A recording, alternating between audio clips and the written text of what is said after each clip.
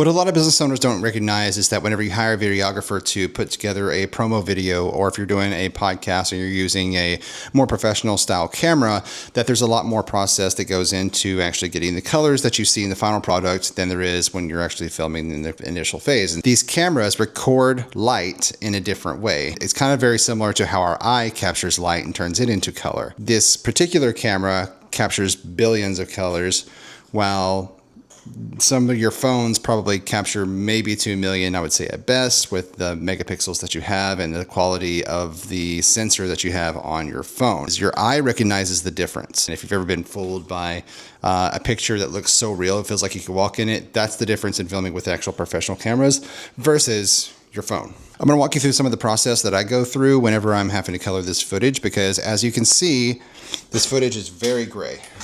You can tell the difference between this and a final product of when you see video online.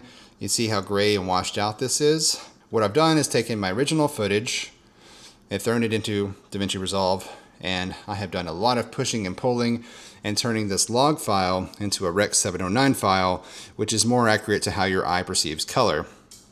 You see the golden rays of like sunlight behind the squirrel and how it lifts up the colors of the tail, and like you can see the difference between the tree bark. And so I've done the same thing in Premiere Pro, which is primarily the program that I use to edit my videos with. As you can see here, still pretty, but not as much as. And so it's kind of a debate between videographers of like which one is actually the best program. I would say for color, it's definitely DaVinci Resolve.